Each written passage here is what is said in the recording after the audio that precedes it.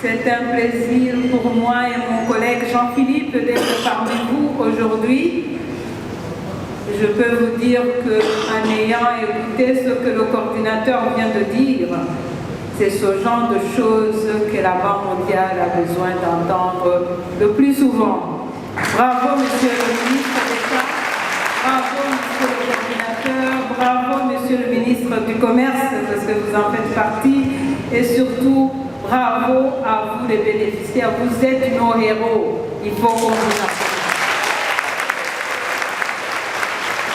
Chaque fois que je vois le Premier ministre, chaque fois que je vois chaque ministre de ce gouvernement, ce qu'il me demande, c'est comment créer les emplois pour ces jeunes et surtout pour ces femmes qui font la majorité de la population ivoirienne. Je suis rentrée hier à 8h30 de Washington et je suis ici. Et je tenais absolument à être ici, évidemment parce que c'est le ministre d'État et qu'on travaille tellement bien ensemble avec le ministre du Commerce, Excellence, Monsieur le Premier ministre, je ne pouvais ne pas être là. Je n'ai pas dormi parce qu'il fallait que je sois ici. Je tenais absolument à venir parce que les assemblées qu'on vient de finir à Washington, tout le débat était sur la création d'emplois. Le monde entier pose cette question. Le monde entier a à peu près 1,2 milliard de personnes qui vont être sur le marché. Et pourtant, il n'y a que 400 millions d'emplois. Si je ramène ça en Côte d'Ivoire, Excellence, Monsieur le Premier ministre, on sait que par an, il y a à peu près 400 000 personnes qui vont sur le marché. Il n'y a que 80 000 qui peuvent trouver l'emploi. Donc nous avons un problème, n'est-ce pas? Mais nous avons des solutions aussi. Chaque fois que moi je vois un problème, je vois une solution. Et ce matin, quand j'arrivais, j'ai rencontré Madame Quadio. Je suis sûre qu'elle est dans la salle. Si elle est là, elle peut se lever. Comme ça, vous pouvez la voir. Madame Quadio est parmi les bénéficiaires de ce programme. Et Madame Quadio, qui vit à Béjainville, ce qu'elle avait avant, elle produisais pas mal de choses, mais elle avait envie de faire une usine de transformation de la tchéké. Nous aimons la tchéké, n'est-ce pas? Moi, en tout cas, j'en raffole. Et c'est important de pouvoir fournir la tchéké à tous ces Ivoiriens et à tous ces non-Ivoiriens comme moi qui aiment la tchéké. Et donc, elle voulait faire une usine de transformation et elle se demandait où est-ce qu'elle pouvait trouver des fonds pour l'aider. Elle a frappé à la bonne porte, Monsieur le ministre d'État, Monsieur le coordinateur, et elle a pu avoir, elle m'a dit, voilà, Madame Quadio, elle est là, vous devez l'applaudir.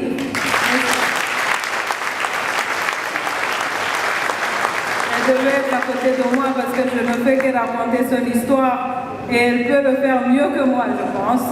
Et donc, elle a pu avoir 231 millions, c'est ça, hein?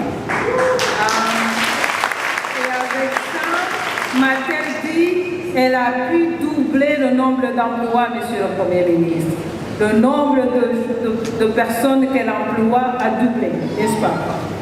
Et ça ne fait que commencer, n'est-ce pas? Et c'est de cela dont on parle quand on veut créer les emplois.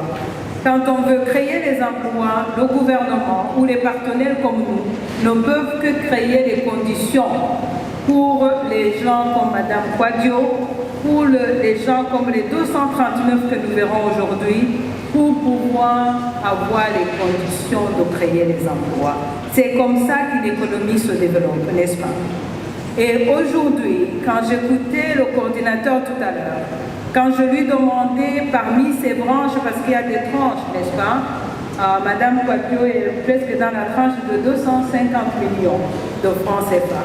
Il y a des tranches qui peuvent aller même jusqu'à 2,5 milliards de francs CFA. Donc, la limite, c'est le ciel pour vous, messieurs les promoteurs et madame les promoteurs.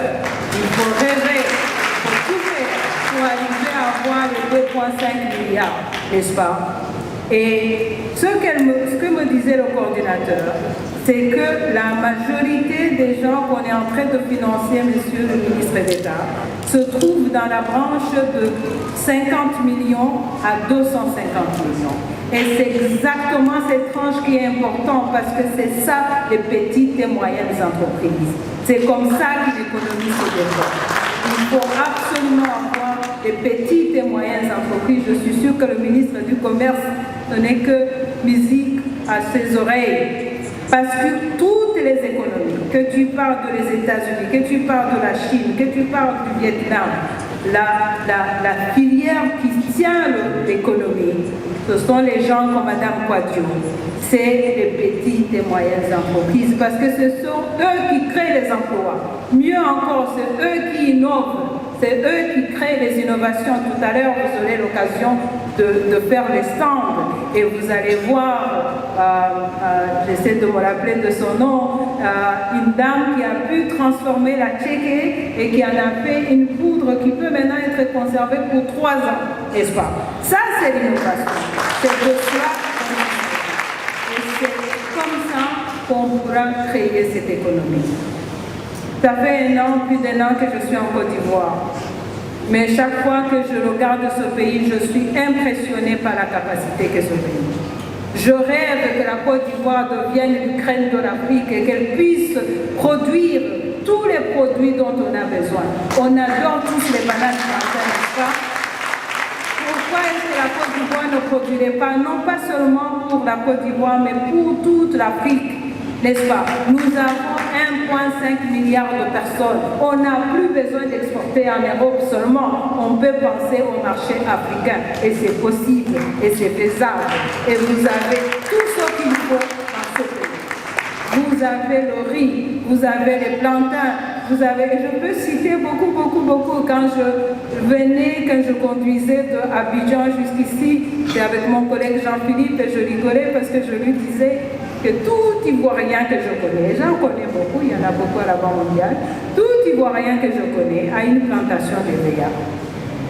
Tous, à tel point que moi-même, avant que je ne quitte ce pays, il me faudra une petite plantation.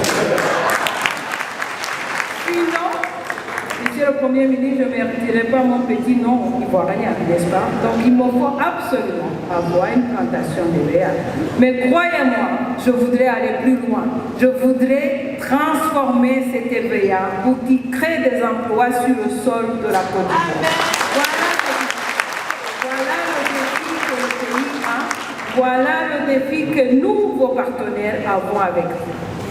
Et aujourd'hui, je ne pouvais être que devant une meilleure assemblée, que devant l'assemblée de toutes ces femmes entrepreneurs, tous ces jeunes entrepreneurs. Quand j'écoutais la dame qui nous faisait le poème et qui disait qu'il faut que les jeunes retournent à la terre, qu'elles puissent travailler la terre avec dignité. J'ai mon nouveau président. Quand il décrit pourquoi c'est important d'avoir l'emploi, la première chose, c'est parce que c'est une dignité humaine. N'est-ce pas? Chaque de nous peut se lever tous les jours parce qu'on sent qu'on va aller travailler tout d'abord pour notre propre dignité. Éventuellement, j'espère, ça amène un petit chèque à la maison et nos enfants peuvent aller à l'école, et peuvent se faire soigner, et peuvent manger. Et tout d'abord, c'est une question de dignité humaine, n'est-ce pas? Et donc, à tous ces héros que nous avons aujourd'hui, Monsieur le Premier ministre, le défi que je vais vous lancer aujourd'hui, vous avez fait un pas énorme. Aujourd'hui, vous m'avez dit que vous employez 10 personnes, c'est bien ça? Plus. Alors, quand se retrouve, Monsieur le ministre d'État, pour la 3e cohorte, il faudrait que vous soyez à 50 personnes, au moins. Et chacun de vous dans la salle, c'est le défi que je vous lance. Il faut multiplier, quadrupler le nombre d'emplois. Cette population si jeune de la Côte d'Ivoire qui a presque 75% à moins de 35 ans, n'est-ce pas? Mon Dieu Seigneur. C'est une opportunité, mais c'est une calamité si on n'arrive pas à trouver des emplois, Monsieur le Premier ministre. Alors je vais lancer le défi à tous ces entrepreneurs, parce que c'est vous qui créez les emplois, ce n'est pas la Banque mondiale, croyez-moi. Aujourd'hui, on nous dit merci, mais en fait, on n'a pas fait grand-chose. Tout ce qu'on a fait, c'est d'être un catalyseur. Tout ce qu'on a pu faire, c'est d'être un leveraging, n'est-ce pas? Mais le gros du travail, c'est vous. Ce sont ces femmes, ce sont ces dames. Donc, le défi que je vous lance, il faut multiplier ces emplois. Si vous avez besoin de frapper à la porte pour que vous augmentez cette capacité, le coordinateur est là, et mon collègue Jean-Philippe est là, n'est-ce pas? S'il faut augmenter ces enveloppes pour la bonne cause, on le fera.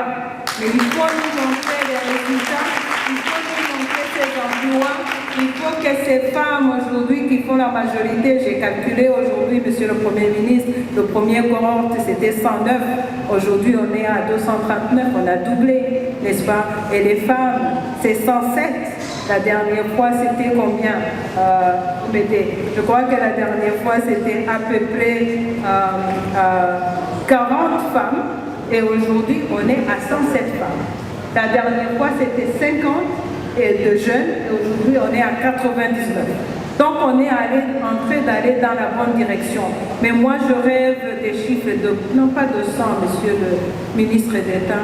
Il faut tripler, il faut quadrupler. Donc, il faut qu'on aille sur le terrain. Et je vous promets, la semaine prochaine, je vais aller visiter Madame Quadio à Benjerville.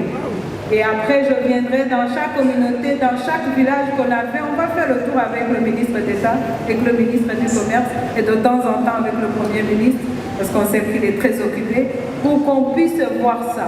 La meilleure chose qu'on puisse avoir comme une institution comme la banque, c'est qu'on ait des résultats et qu'on voit comment on change la vie. C'est ça qui m'a fait quitter mon pays, le Rwanda, pour venir travailler avec vous. C'est pour que je vois ce changement de vie. C'est ça qui fait que Jean-Philippe, que je connais depuis très longtemps, on a travaillé au Sénégal ensemble, et nous voici encore une fois sur la Côte d'Ivoire, qu'on puisse laisser une legacy pour qu'on sache qu'au moins ce programme, le gouvernement va investir presque 77 millions, c'est ça, hein, pour tout ce programme, mais que les bénéficiaires, vous-même, vous allez apporter 46 millions de dollars, c'est énorme, vous faites votre part. Donc, ensemble, il faut qu'on crée ces emplois. Ensemble, il faut que les jeunes puissent trouver cette dignité humaine dont on cherche, mais aussi un pain pour gagner la vie et pouvoir faire prospérer ce pays. Je sais que vous êtes les champions d'Afrique.